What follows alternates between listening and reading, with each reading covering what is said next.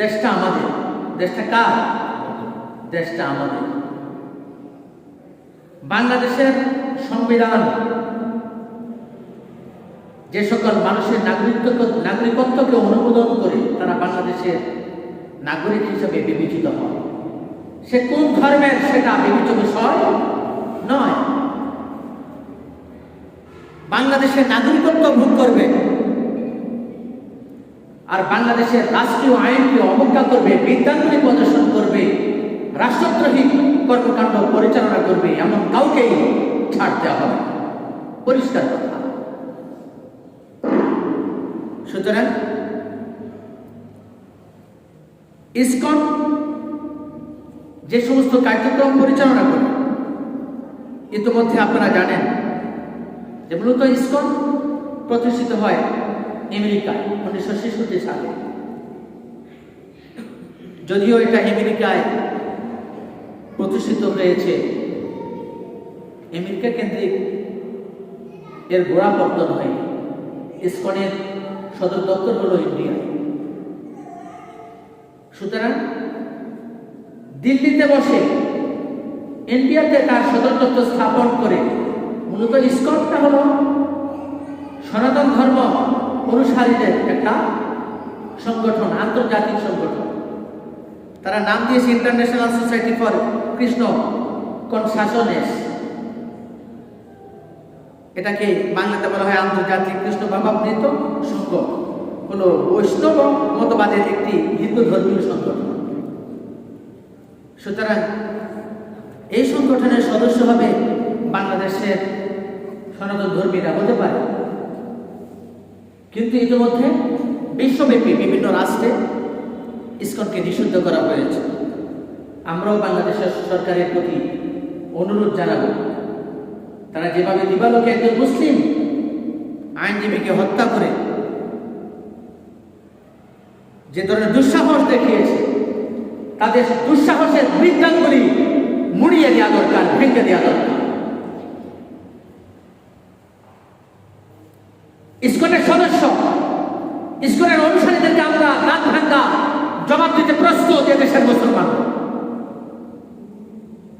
এদেশের মুসলমানদের বিরুদ্ধে, এদেশের নাগরিকদের বিরুদ্ধে যে ধর্মের হোক, এদেশের রাষ্ট্রের আদর্শ, রাষ্ট্রের সার্বভৌমত্বকে ক্ষুণ্ণ করে, সাম্প্রদায়িক সম্প্রীতি বিনষ্ট করে ইসকন এই ধরনের কর্ম পরিচালনা করবে। এটা করতে দেওয়া যায় না, এটা করতে দেওয়া যাবে না, এটা বরখাস্ত করা হবে না। সুতরাং ইসকন মূলত একটা জঙ্গি সংগঠন। বিশ্বের বিভিন্ন মুসলিম দেশে, বিশ্বের বিভিন্ন রাষ্ট্রে তারা সন্ত্রাসী কার্যক্রম পরিচালনা করে।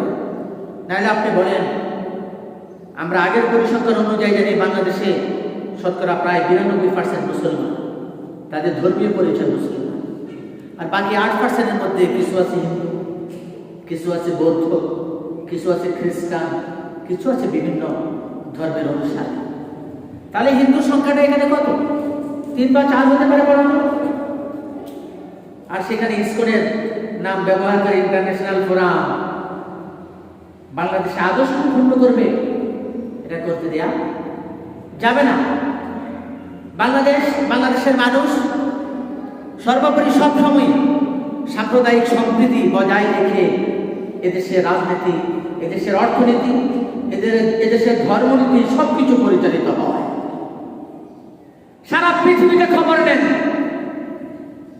সারা পৃথিবীতে খবর নেন যে মুসলিমরা সেখানে কিভাবে বসবাস করে, আর বাংলাদেশের মুসলিম অধ্যুষিত রাষ্ট্রে অমুসলিমরা এখানে কতটুকু রাজকীয় হালতে আছে কখন। সুতরাং আমরা সতর্ক করতে চাই, বাংলাদেশের অভ্যন্তরীণ রাজনীতি অর্থনীতি নিয়ে নাক গলালে নাক উফরে ফেলা হবে। বাংলাদেশের অভ্যন্তরীণ বিষয়ে নাক গলালে এটা কঠিন জবাব দেওয়া হবে ইনশাআল্লাহ। আপনারা জানেন ইতিমধ্যে ভারত সরকারও এই সন্ত্রাসী কার্যক্রম পরিচালনা করার কারণে তাকে গ্রেপ্তার করা হয়েছে। কিন্তু দুঃখজনক হলেও সত্য, জুনিয়র লেভেলে কয়েকজন আইনজীবী এই বাদীর পক্ষে মামলা পরিচালনার জন্য দাঁড়িয়েছে, কিন্তু সিনিয়র লেভেলের এবং বেশি সংখ্যক আইনজীবী যে ইসকন সদস্য যে এই হামলা এবং সন্ত্রাসী কার্যক্রমের সাথে সম্পৃক্ত তার পক্ষে সকলে। এর মানে কি? এর মানে কি? তোমরা এদেশের আলো বাতাস ভোগ করবা আর দাদা বাবুদের পক্ষে গান গাইবা, পিঠের চামড়া থাকবে না, পিঠের চামড়া থাকবে না। তোমাদের এক ইমাম ইতিমধ্যে পালাইছে, অন্যরাও পালাবে, মুক্তাদিরও জায়গা হবে না যারা ওই ইমামের অনুসারী ছিল। সুতরাং রাষ্ট্রবিরোধী কাজ করবে, আমরা এখানে ধর্মীয় কথা বলবো না। ইসকন যে সমস্ত কার্যক্রম পরিচালনা করছে বাংলাদেশের মাটিতে, এগুলো অচিরেই বন্ধ করার জন্য আমরা সরকারকে আহ্বান জানাব। বাংলাদেশ সাম্প্রদায়িক সম্প্রীতির দেশ, এদেশের মানুষ শান্তিপ্রিয়। সুতরাং বহিরাগত কোনো দাদা বাবুদের চাপে এখানে কোনো এজেন্ডা পাস করতে দেওয়া যাবে না। সুতরাং আপনারা সজাগ থাকবেন। ইতিমধ্যে আপনারা জানেন চট্টগ্রামের আদালতে বিভিন্ন জায়গায় এখানে বিশেষ বিক্ষোভ হয়েছে তাদের পক্ষে। তারা কত পারছে? কারণটা কি? আপনারা জানেন এই ঘটনাকে কেন্দ্র করে ইতিমধ্যে আলু এবং পেঁয়াজ রপ্তানি ব্যবসায়ীদের সাথে যে সমস্ত চুক্তি ছিল ইন্ডিয়ার সাথে, যেগুলো প্রসেসিং অর্ডার হয়ে গেছে, লেনদেন হয়েছে, পাঠাবে, এই সমস্ত আলু এবং পেঁয়াজের ট্রাক বন্দর দিয়ে, স্থল বন্দর দিয়ে ঢুকতে দেওয়া হয়নি, বন্ধ করে দিয়েছে। কথা বুঝতে পেরেছেন? আমরা এটা মনে করি না যে ভারতের কাছে আমাদের রিজিক আটকা পড়েছে, আমরা এটা মনে করি না। আমরা একটু আরামপ্রিয় মানুষ, বাংলাদেশি মানুষ। কেউ তৈরি করে দেবে, আমরা একটু খেতে চাই, প্রয়োজন অধিক টাকা দিয়ে আমরা কিনে খাই। এরা বাংলাদেশের মানুষের চরিত্র, একটু রাজকীয় হালতের অভ্যাস আমাদের, এটা আমরা জানি। পেঁয়াজের দাম যখন 300 টাকা কেজি হয়েছিল, তখন দেশের মানুষ পেঁয়াজ দিয়েই রান্না করেছে। এটাও আমরা বলে দিতে চাই দিল্লিকে,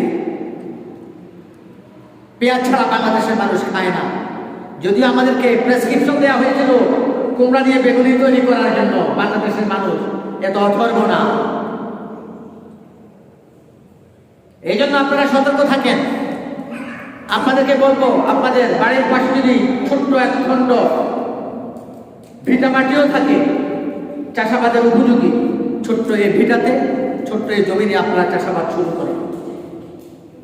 চাষাবাদ শুরু করেন, নিজেরও প্রয়োজন পূরণ করবেন, উদ্বৃত্ত অংশটুকু বাজারে বিক্রি করে দেশের মানুষের চাহিদা পূরণ করবেন।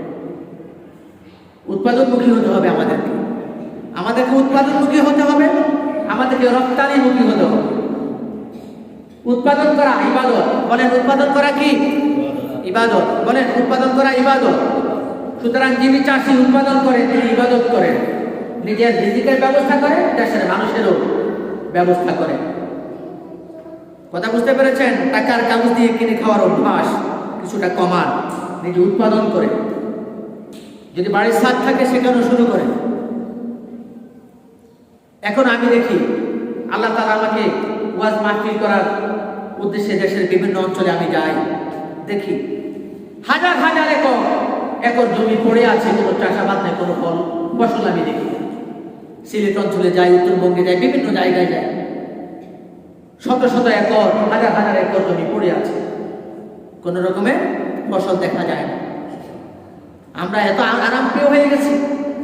দেশকে যদি ভালোবাসেন উৎপাদন করেন, দেশকে যদি ভালোবাসেন তাহলে নিজের উৎপাদনের, নিজের প্রয়োজনীয় জিনিসগুলো যতটুকু সম্ভব সেটুকু উৎপাদন করেন, যেটা আপনার দ্বারা সম্ভব নয়। যেমন মেডিসিন উৎপাদন আপনার সম্ভব নয়, সেটা আপনি, আমাদের দেশীয় কোম্পানি আছে সেখান থেকে আপনি কিনে খাবেন। কিন্তু শাক সবজি মাছ, নিজের নিত্য প্রয়োজনীয় যে সমস্ত জিনিসপত্র দরকার, এগুলো শুরু করেন। আমরা দিল্লিকে বলে দিতে চাই, আমাদের রাজনৈতিক কেন্দ্র ঢাকা, আমাদের রাজনৈতিক কেন্দ্র দিল্লি নয়। সুতরাং নাক গলাবেন না, নাক চ্যাপটা করে দেব আমরা। বাংলাদেশের মানুষ সাম্প্রদায়িক সম্প্রীতি রক্ষা করে, এদেশে রাজনীতি পরিচালনা করে, অর্থনীতি পরিচালনা করে, সুসম্পর্ক বজায় রাখে। বাংলাদেশের মানুষের রক্তে আগুন ধরাবেন না। জালেমের বিরুদ্ধে কিভাবে লড়তে হয় আমরা শিশুকেও দেখেছি, 69 দেখেছি, 52 আমরা দেখিয়েছি। জালেমের বিরুদ্ধে কিভাবে লড়তে হয় 71 সালেও আমরা সেটা প্রদর্শন করেছি। জালেমকে কিভাবে বিতাড়িত করতে হয় এদেশের মানুষ 2024 সালেও সেটা দেখিয়ে দিয়েছে বিশ্ববাসীকে। সুতরাং রাষ্ট্রবিরোধী সকল কর্মকাণ্ডের ব্যাপারে রাষ্ট্রের নাগরিক হিসেবে আপনাদের নৈতিক দায়িত্ব, আপনাদের ইমানের দায়িত্ব রাষ্ট্রের সকল ধরনের সুসম্পর্ক বজায় রাখা, সেটা রাজনীতির হোক, সেটা অর্থনীতির হোক, সেটা ইমান এবং ইসলামের বিষয় হোক, সেটা ধর্মীয় বিষয় হোক। এটা আমাদের কর্তব্য, এটা আমাদের কর্তব্য। বাংলাদেশের স্বার্থ খর্ব হয় আর আপনি চুপ থাকবেন, আপনাকে রাষ্ট্রবিরোধী হিসাবে চিহ্নিত করা হবে। বাংলাদেশের স্বার্থ ক্ষুণ্ণ হয় আর আপনি এ ব্যাপারে নাক গলান না, কথা বলেন না, আপনাকে রাষ্ট্রদ্রোহী মামলায় জড়ানো অবশ্য কর্তব্য হয়ে পড়ে একজন দেশপ্রেমিক নাগরিকের জন্য। সুতরাং শুধু আপনি দেশের আলো বাতাস ভোগ করবেন, আইডি কার্ড বহন করবেন, পাসপোর্ট বহন করবেন, দেশে বিদেশে ঘুরে বেড়াবেন, রাষ্ট্রবিরোধী কাজকর্ম হবে, আপনি এগুলো নিয়ে প্রতিবাদ করবেন না। এ ধরনের দেশপ্রেমিক আমাদের দরকার নাই। আপনি যাদেরকে নিয়ে ভাবেন আপনি ওখানে চলে যান, আপনি ওখানে চলে যান। এই জন্য আপনারা যেমন এদেশের নাগরিক, ঠিক তেমন আপনাদেরকে এদেশের দেশপ্রেমিকও হতে হবে। আপনাদেরকে কি হতে হবে? দেশপ্রেমিকও হতে হবে। দেশপ্রেম এটা ইমানের অংশ, এটা অস্তিত্বের অংশ। যার মধ্যে দেশপ্রেম নেই, দেশকে রক্ষা করার মানসিকতা যার মধ্যে জাগ্রত হয় না, সে গাদ্দার, সে স্বার্থপর, সে দেশ বিরোধী, সে রাষ্ট্রদ্রোহী। সুতরাং রাসূল কারীম সাল্লাল্লাহু আলাইহি সাল্লামকে যখন মক্কার কাফেররা বাধ্য করেছে স্বদেশকে ত্যাগ করার জন্য, আর আল্লাহ তাআলা হুকুম জারি করলেন যে ঠিক আছে, তারা যেহেতু শান্তির সমাজ চায় না, ইসলামকে তাদের বুঝতে কষ্ট হচ্ছে, সুতরাং আপনাকে ইসলামের ইমানের দাওয়াত দিতে হলে এই মুহূর্তে আপনাকে আবাসস্থল ত্যাগ করুন, আপনি আপনার মাতৃভূমি ত্যাগ করুন। আল্লাহ রাসূল, আল্লাহর আদেশ যদি না থাকতো, আল্লাহ রাসূল কখনো মক্কা ছেড়ে তিনি মদিনায় যেতেন না। যখন যায় তখন বারবার ফিরে ফিরে চায়, মক্কা ভূমির মায়ায় নবী ফিরে ফিরে চায়, কবি এভাবেই বলেছে। সুতরাং দেশ বিরোধী সকল ষড়যন্ত্রের বিরুদ্ধে দেশের নাগরিক হিসাবে এটা আপনার দায়িত্ব। আপনি যদি ভূমিকা না রাখেন, আপনি এদেশের সাথে গাদ্দারি করবেন। সুতরাং ইসকনকে ইতিমধ্যে বিশ্বের বিভিন্ন রাষ্ট্রে নিষিদ্ধ করা হয়েছে। ইসকনের কার্যক্রম বাংলাদেশে চলতে দেওয়া যায় না। ইতিমধ্যে বাংলাদেশের স্বার্থ বিরোধী বিভিন্ন কর্মকাণ্ড সংগঠিত করেছে, মানুষকে হত্যা করেছে, সন্ত্রাসী কার্যক্রম পরিচালনা করেছে। সুতরাং ইসকনকে একটা নিষিদ্ধ সংগঠন হিসাবে বাংলাদেশ থেকে মুছে দিতে হবে। আমরা বাংলাদেশ সরকারকে আহ্বান জানাবো যত দ্রুত সম্ভব ইসকনকে নিষিদ্ধ ঘোষণা করা হবে এবং বাংলাদেশ থেকে ইসকনের সকল কার্যক্রম যেন স্থগিত করা হয় এবং তুলে নেওয়া হয়। প্রিয় ভাইরা, আসুন আজকের এই সংক্ষিপ্ত পরিসরে সর্বশেষ ছোট্ট একটা কথা আমি বলতে চাই আপনাদেরকে, যে আমরা খেলাফত রাষ্ট্র ব্যবস্থা নিয়ে কথা বলি। সূরা হজের 41 নম্বর আয়াতে রব্বুল আলামিন বলেছেন, আল্লাযীনা ইম্মাক্কান্নাহুম ফিল আরদ আকামুস সালাতা ওয়া আতাবুজ যাকাতা ওয়া আমারু বিল মা'রুফ ওয়া নাহাউ আনিল মুনকার। রব্বুল আলামিন রাষ্ট্র পরিচালনার জন্য 4টা কর্মসূচি দিয়েছেন। এই 4টা কর্মসূচি বিস্তারিত কথা আমি সর্বশেষ কথাটা বলবো। 1 নম্বর কথা ছিল যে তোমরা সালাত ভিত্তিক সমাজ কায়েম করো, অর্থাৎ যারা নামাজি মানুষ তাদেরকে তোমরা সমাজের রাষ্ট্রের দায়িত্ব দান করো। যে নামাজ পড়ে সে ঘুষ খাইতে পারে না, সে আল্লাহ তাআলার কাছে আত্মসমর্পণকারী মুসলিম। যে ব্যক্তি আল্লাহর কাছে আত্মসমর্পণকারী সে অন্যায় অবিচার করতে পারে না। এরপরে বলা হয়েছে যাকাত ভিত্তিক, ওয়া আতাউজ যাকাত, তোমরা যাকাত ভিত্তিক অর্থ ব্যবস্থা প্রচলন করো। যে একদিকে মানুষ সম্পদের পাহাড় গড়বে, অন্যদিকে যাকাত দেবে না, দারিদ্রের কষাঘাতে দরিদ্র মানুষ মরে যাবে, সেটা হবে না। বরং তোমরা যাকাত ভিত্তিক অর্থ ব্যবস্থা প্রচলন করবে, যাতে ধনী শ্রেণীর মানুষ যাকাত দেয় আর গরিব শ্রেণীর মানুষ যাকাতের অর্থ দিয়ে তাদের জীবন এবং জীবিকা নির্বাহ করতে পারে, স্বাভাবিক জীবনের দিকে ফিরে যেতে পারে। এরপরে বলা হয়েছে ওয়া আমারু বিল মারুফ, এবং তোমরা সৎ কাজের আদেশ দিবে, যাতে মানুষ সৎ কাজ করতে করতে সৎ মানুষে পরিণত হয়, অসৎ কাজের কথা যাতে মানুষ ভুলে যায়।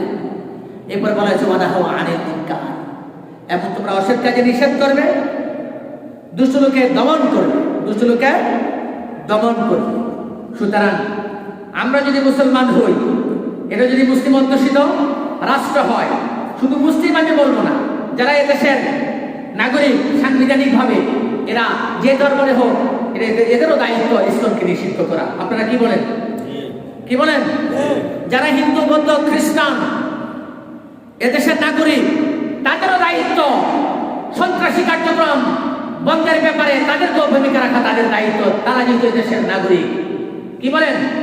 সুতরাং ইসকন এদেশের সন্ত্রাসী কার্যক্রম পরিচালনা করবে, সেটা হতে দিতে পারি না। কোরআনে সূরা হজের মধ্যে বলা হয়েছে ওয়া নাহাউ আনিল মুনকার, যে দুষ্ট লোকের দমন করো, অসৎ কাজে নিষেধকরণের মাধ্যমে দুষ্ট লোকের দমন করো। সুতরাং দুষ্ট চক্র এখানে দুষ্টামি করবে, সন্ত্রাসী কার্যক্রম পরিচালনা করবে, সেটা দিতে আমরা পারি না। আমরা দেশপ্রেমিক নাগরিক, আমরা দেশপ্রেমিক নাগরিক। সুতরাং আমার দেশকে অস্থিতিশীল করে তুলবে, সেটা দিতে পারি না। সুতরাং ইসকন নিষিদ্ধ করতে হবে, ইসকনের কার্যক্রম বন্ধ করতে হবে। আর খেলাফত রাষ্ট্র ব্যবস্থা নিয়ে আমরা কথা বলেছিলাম গেল জুমায়, আনছি আগামী জুমায় বিস্তারিত কথা বলবো। আজকে আর সময় নেই। ওয়া আখির দাওয়ানা আলহামদুলিল্লাহি রাব্বিল আলামিন। আসসালামু আলাইকুম।